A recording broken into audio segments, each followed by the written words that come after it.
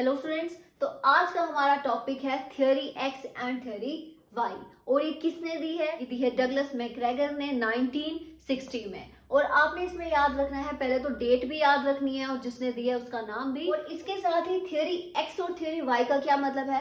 Theory x में बोला गया है कि वर्कर्स जो हैं वो सिर्फ काम करते हैं पैसों के लिए, ठीक है। ये मेन पॉइंट है जो मैं आपको बता रही हूँ। और थियोरी वाई में क्या बोला गया है कि वर्कर्स जो हैं वो सेल्फ मोटिवेटेड हैं, उन्हें काम करने के लिए बोलना नहीं पड़ता। लेकिन थियोरी एक्स में बोला है कि वो पैसों के लिए काम करते हैं। थियोरी एक्स जो है वो नेगेटिव है, वेयर एज थियोरी वाई जो है वो पॉजिटिव है, ठीक है। आप इसे पॉजिटिव थियोरी और नेगेटिव थियोरी भी बोल सकते हो।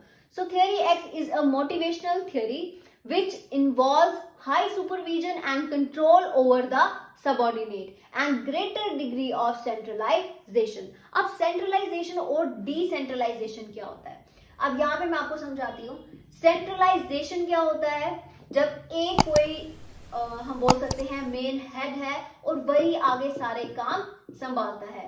पॉलिसीज हों, रूल्स एंड रेगुलेशंस की अगर हम बात करें, कोई भी नॉर्म्स अगर सेट हो रहे हैं या कोई भी डॉक्यूमेंटेशंस है, वर्किंग है, हर एक चीज, ऑपरेशनल चीजें भी अगर कोई हैं तो वो एक ही सीनियर मोस्ट हेड हैंडल कर रहा है। वेयरएज अगर हम डिसेंट्रलाइज्ड की अगर हम बात करें या डिसेंट्रलाइजेशन की अगर हम बात करें, तो डिसेंट्रलाइजेशन में क्या होता है कि अगर एक कोई हेड है वो आगे क्या करेगा, 3 सब हेड बना देगा जिन्हें हम मैनेजर्स बोलते हैं। ये सीनियर मोस्ट अथॉरिटी हो गई और ये आगे 3 हमारे मैनेजर, और इसके आगे फर्दर क्या होगी, इनमें टीम डिवाइड्स होंगी। लेकिन सेंट्रलाइज्ड में क्या है, जो अथॉरिटी है वही सारा कुछ कर रही है, सारी चीजें वही चला रही है, वहां पे कोई भी मैनेजर्स नहीं है, कोई भी अदर अथॉरिटी नहीं है। और यही चीज थियोरी एक्स में फॉलो की गई है। क्यों? क्योंकि यहाँ पे कहा गया है कि वर्कर्स जो हैं वो लेजी हैं, वो काम नहीं करना चाहते हैं, और अगर वो काम करते हैं तो सिर्फ पैसों की वजह से काम करते हैं, इसलिए यहाँ पे स्ट्रिक्टनेस रखी गई है। This theory believes that employees are naturally unmotivated and dislike working and this encourages an authoritarian style of management. Authoritarian का क्या मतलब है? ऑटोक्रेटिक, ठीक है, ऑटोक्रेटिक स्टाइल। और इंडिया में क्या चीज फॉलो होती है? डेमोक्रेटिक। अब ऑटोक्रेटिक कहां पे है? थियोरी एक्स में। और डेमोक्रेटिक कहां पे है? थियोरी वाई में। जहां पे डेमोक्रेटिक में क्या होगा, फ्रीडम ऑफ स्पीच है, हर एक चीज का क्या है, फ्रीडम है। लेकिन ऑटोक्रेटिक में क्या होगा, हर एक चीज क्या है, रिजिड है, आप बिना बोले किसी से पूछे कोई भी काम नहीं कर सकते। This style concludes that workers disfavour working. अब ये सारे मेन पॉइंट्स हैं जो कि थियोरी एक्स में बोला गया है कि वर्कर्स क्या है, डिसफेवर वर्किंग, उन्हें काम करना पसंद नहीं है। Avoid responsibility and need to be directed, उन्हें काम कैसे कराना है उन्हें डायरेक्शंस देनी पड़ती हैं और वो रिस्पॉन्सिबिलिटी भी नहीं उठाते। Need to be supervised at each and every step, have to be controlled, forced and warned to deliver what's needed. उन्हें कंट्रोल करके रखना पड़ता है, काम करने के लिए फोर्स करना पड़ता है, और अगर वो काम नहीं करे तो उन्हें वार्न भी करना पड़ता है, मतलब डराना पड़ेगा कि अगर तुमने ये काम नहीं किया तो तुम्हें नौकरी से निकाल देंगे। तो नेक्स्ट है हमारे पास theory Y. It is an advanced theory wherein it is assumed that the workers are self-directed and self-motivated for growth and development of itself। मतलब यहाँ पे हमें वर्कर्स को कुछ नहीं बोलना पड़ता, ये भी नहीं बताना पड़ता कि किस तरीके से काम करना है, वो सेल्फ डायरेक्टेड होते हैं। It shows a participation style of management, मतलब वर्कर्स जो हैं वो पार्टिसिपेटिव है। और यहाँ पे डेमोक्रेटिक आपने याद रखना है।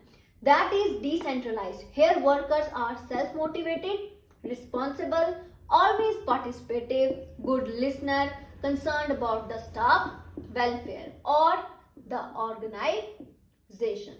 यहाँ पे वर्कर सिर्फ इंडिविजुअल के लिए नहीं सोचते, वो पूरा एज अ टीम, पूरे होल एज अ ग्रुप का भी सोचते हैं। तो ये जो थ्योरी है ये काफी इंपॉर्टेंट है।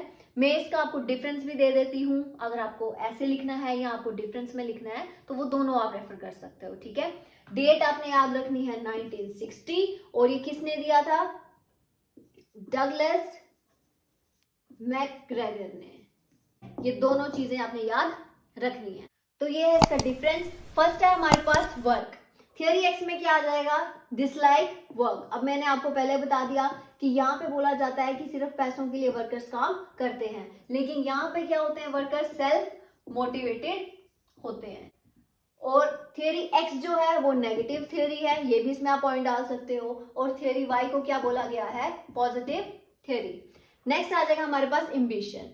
Non ambitious employees are in the theory X, ऐसा बोला गया है। और थियरी वाई में क्या आ जाएगा, हाईली एम्बिशियस। अथॉरिटी क्या आ जाएगी, सेंट्रलाइज्ड, और यहाँ पे डिसेंट्रलाइज्ड, जिसका मतलब मैं आपको पहले बता चुकी हूँ।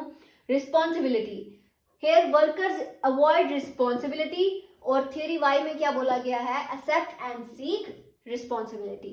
कंट्रोल क्या है यहाँ पे, टाइट, और यहाँ पे लीनियंट। सेल्फ मोटिवेशन एब्सेंट, और यहाँ पे प्रेजेंट। थियरी वाई में अभी मैंने आपको बताया सेल्फ मोटिवेटेड एम्प्लॉयज होते हैं, वेयरएज थियरी एक्स में बोला गया है कि यहाँ पे डायरेक्ट करना पड़ता है, फोर्स करना पड़ता है, और कंट्रोल करना पड़ता है एम्प्लॉयज को। It focuses on physiological needs and security needs, food, water, shelter. और सिक्योरिटी में क्या आ जाएगा, एम्प्लॉयमेंट और फाइनेंशियल, बस ये सारी चीजें हमारी पूरी होनी चाहिए। वेयर एज थियरी वाई में एम्प्लॉयज क्या चाहते हैं, सोशल नीड्स, जिसमें क्या आ जाता है, लव, फ्रेंडशिप, सोशल ग्रुप्स, ये सारी चीजें आ जाती हैं। एस्टीम नीड्स मतलब रिस्पेक्ट एंड एडमिरेशन, और self actualisation needs which means self fulfilment. ठीक है, पूरी अपनी ग्रोथ एंड डेवलपमेंट के लिए एम्प्लॉयज काम करना चाहते हैं। लास्ट है हमारे पास लीडरशिप स्टाइल। ऑटोक्रेटिक, जिसे मैंने कहा था रिजिड, यहाँ पे सारी चीजें क्या होंगी, रिजिड होंगी, स्ट्रिक्ट रूल्स होंगे। और डेमोक्रेटिक का मतलब है मोर फ्रीडम। और मोर फ्रीडम किसको दिया जाता है, यहाँ पे जो भी वर्कर्स एम्प्लॉयज काम कर रहे हैं। तो आज हमने पढ़ लिया है थियरी एक्स और थियरी वाई क्या होता है। So if you like the video please do like, share and subscribe. Thank you.